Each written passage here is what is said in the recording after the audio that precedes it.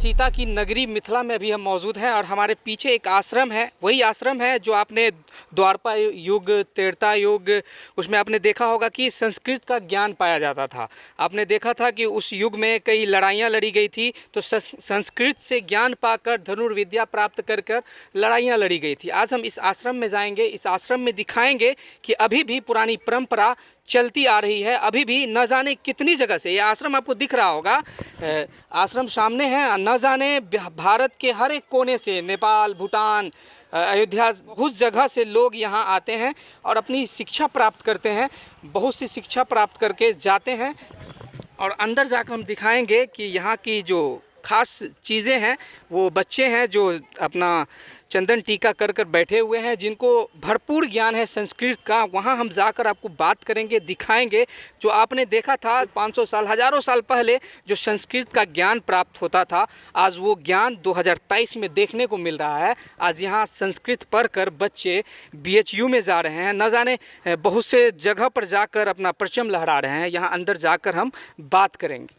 माँ सीता की नगरी का ये दृश्य देखकर आपका भी दिल बाग बाग हो जाएगा, क्योंकि आपने प्राइवेट स्कूल देखा होगा, आपने सरकारी स्कूल देखा होगा, लेकिन एक ऐसा आश्रम है जहाँ संस्कृत का ज्ञान दिया जाता है। जो संस्कृत पुराने ज़माने में ज्ञान दिया जाता था, पूर्वजों के टाइम में ज्ञान दिया जाता था, जो विलुप्त होता जा रहा था, आज उस विलुप्त संस्कृत को ये लोग जिंदा रखे हुए हैं। और यहाँ देखिए कितने छोटे छोटे मासूम बच्चे हैं और इनका कला हम आपको दिखाएंगे।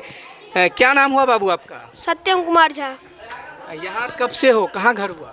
मेरा घर रोजगार है और हम यहाँ पे 1.5 साल से रहते हैं। 1.5 साल से रहते हो।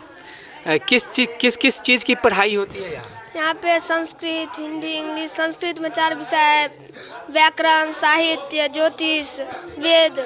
वेद का भी ज्ञान दिया जाता है? हाँ, वेद का। कोई भी वेद मंत्र आप लोग को याद है? हाँ हाँ। एक साथ सब गा सकते हैं? हाँ। चलिए गाइए तो। हरि ओम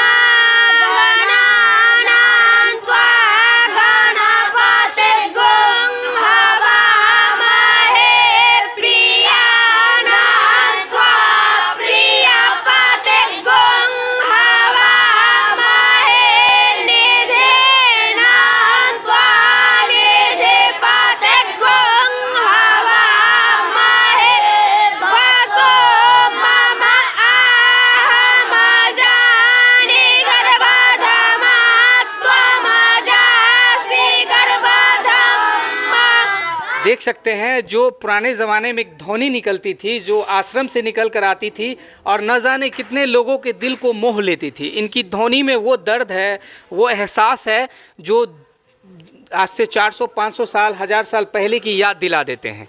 आप लोग सब यहीं पढ़ाई करते हैं? बाहर से भी लोग आते हैं? नेपाल, भूटान, यहाँ से भी लोग हैं? भूटान से नहीं, नेपाल से हैं। नेपाल से हैं? हाँ। नेपाल के कौन हैं? नेपाल के यहाँ काफ़ी दूर दूर से लोग हैं। आज के ज़माने में लोग प्राइवेट स्कूल में, बोर्डिंग स्कूल में अपने बच्चे का एडमिशन कराते हैं, लेकिन आज देखिए नेपाल के भी बच्चे यहाँ हैं। घर हुआ आपका? महुआ, नेपाल। नेपाल? हाँ। नेपाल से आप आ गए यहाँ पढ़ने के लिए? हाँ। और यहाँ आप लोग को खाना जो मिलती है खुद से बनाते हैं और जो भी लाते हैं दीक्षा मांगकर बाहर से लाते हैं? हाँ। कहाँ जाते हैं? सब जगह जाते हैं। तो इस गांव में जाते हैं? हाँ। देखिए यहाँ की एक खास बात है, यहाँ के जितने भी बच्चे हैं, देखिए जितने भी स्टूडेंट हैं, ये जाते हैं गांव में ही दीक्षा मांगते हैं। पूरे गांव में घूमते हो? हाँ हाँ। हर घर? हाँ। यानी रोज़ घूमना है कि सप्ते में? नहीं, घूमते हैं रोज। रोज़ आप लोग घूमते हैं? हाँ। सिर्फ ब्राह्मण के घर में आप लोग हाँ। जाते हैं दीक्षा लेने? हाँ। वहाँ आप लोग को दीक्षा मिलती है? हाँ। और उसी से खाना खर्चा सारा चलता है? हाँ जी। और भी यहाँ जानने की कोशिश, बच्चे को दिखा दीजिए। देखिए हर जगह से यहाँ बच्चे हैं और जो संस्कृत विलुप्त हो रहा था, उस संस्कृत को यहाँ हवा दी जा रही है, उनको जिंदा रखा गया है इस आश्रम में। ये आश्रम माँ सीता की नगरी दरभंगा में है। दरभंगा के ये लगमा गाँव है। हाँ हाँ। लगमा है। देखिए दरभंगा का ये लगमा गाँव है। और भी जानकारी हम लेंगे। दिखा दीजिए एक बार बच्चे को। और भी बच्चे हैं, आप लोग भी आ जाइए, आप लोग भी आइए। आप देखिए ये छोटे छोटे बच्चे हैं, कुछ बड़े बच्चे भी हैं यहाँ। क्या नाम हुआ आपका? रौनक कुमार झा। कहाँ से हैं? मैं दिल्ली से हूँ। दिल्ली से यहाँ आए हैं? हाँ। यानी आपके मन में क्या आया, या मम्मी पापा के फोर्स से आपने संस्कृत विद्या प्राप्त करने का ठान लिया, या आपके मन में ही आया कि मुझे संस्कृत मेरे मन में ही आया कि मैं संस्कृत विद्यालय से पढ़ाई करके कुछ बनना चाहता हूँ। संस्कृत से पढ़ाई करके BHU में लोग जाते हैं, हाँ यहाँ से भी कुछ लोग पता चला गए। हाँ गए हैं। आप दिल्ली से आ गए, यानी यहीं रहते हैं। घर जाना कब कब होता है आपका? मैं 3 महीने 4 महीने पे ऐसे घर जाते हैं, अगर कोई त्यौहार हुआ उसी में जाते हैं, त्यौहार में मतलब फेस्टिवल में, हाँ उसी पर जाते हैं, और नहीं तो यहीं रहना हमारा काम। यही रहना, यानी संस्कृत की विद्या प्राप्त कर संस्कृत को जिंदा रखना है। हाँ यानी अब संस्कृत जो विलुप्त हो रहा था उसको विलुप्त नहीं होने देना। नहीं होने देना। क्योंकि अभी आपने देखा होगा प्राइवेट स्कूल, सरकारी का पता नहीं क्या क्या स्कूल खुल गए हैं, बोर्डिंग स्कूल खुल गया है, बहुत से स्कूल खुल गए हैं जिसमें इंग्लिश का ज्ञान जरूर दिया जाता है, हिंदी का ज्ञान जरूर दिया जाता है, लेकिन संस्कृत का ज्ञान बहुत कम विद्यालय में दिया जाता है। यहाँ संस्कृत के साथ साथ क्या क्या पढ़ाई जाती है? संस्कृत के साथ साथ और भी मैथ, मतलब जैसे प्राइवेट स्कूल में होता है मैथ इंग्लिश वगैरह, तो यहाँ पे भी उसके लिए भी गुरुजी सब हैं, मतलब वो सब पढ़ाते हैं। ऑल इन वन, हाँ। यहाँ के बच्चे जो भी है कि ऑल इन वन एक्टिव हो, हर चीज़ में पढ़ाई में। हाँ हाँ। और भी हम बात करने की कोशिश करेंगे। कहाँ आज आपके इस आश्रम में बाहर से लोग हैं, दिल्ली से हैं, नेपाल से हैं, आखिर इस आश्रम का इतिहास क्या रहा है? यानी पहले क्या ऐसा ही थे? पता चला है पहले कुटिया रहता था, और यहाँ से BHU में भी बहुत से लोग गए हैं, यहाँ से पढ़कर ऊंचे पोस्ट पर गए हैं। ऐसा नहीं कि संस्कृत पढ़कर सिर्फ पंडित ही बनते हैं लोग। 1964 ईस्वी में जगदीश नारायण ब्रह्मचारी जी भिक्षाटन के क्रम में यहाँ आए और उन्हीं की ये स्थापना की हुई है। उन्हीं के स्थापना, जगदीश नारायण ब्रह्मचारी। वो अच्छा, इनका आश्रम का खर्चा कहाँ से चलता है? अभी मिथिलांचल में टोटल भिक्षाटन से चलता है, डोनेशन से जितना निर्माण कार्य आप देख रहे हैं लाखों करोड़ों का, ये टोटल भिक्षाटन से बना है।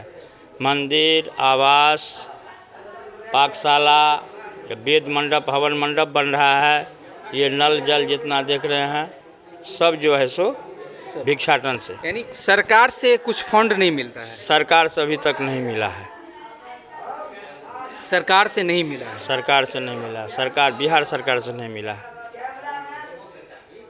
आज जितने भी बच्चे हैं आपके यहाँ, इसका खाना जो है यानी मेस चलता है या खुद से बनाते हैं क्या? नहीं, मेस चलता है। मेस में सबको पार्ट सिस्टम उसको बोलते हैं, रूटीन वाइज। वहीं ये स्वयं पाकी हैं, उसी में से बच्चे लोग बनाते हैं, वहीं जो है परोसते हैं, सब भोजन करते हैं। दोनों टाइम बच्चे ही बनाते हैं। यहाँ चारों वेद का ज्ञान दिया जाता है? हाँ हाँ, चारों। यहाँ जो है यहाँ सबसे छोटे बच्चे कितने कम उम्र के होंगे? छोटे बच्चे तो अब देख ही रहे हैं, सामने में ही है। 11-12 साल से कम के बच्चे यहाँ नहीं रहते हैं। 11 हाँ, 12 साल कम से कम चाहिए।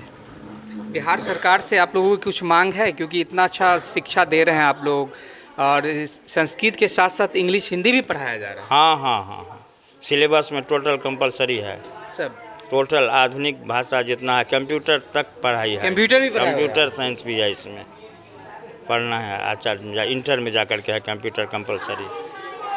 बिहार सरकार से तो यही करेंगे जी, इसको आप लोगों के माध्यम से देखने के बाद स्वयं आवे और यहाँ जो आवश्यकता है वो अपना दें, पूर्ति कर दें।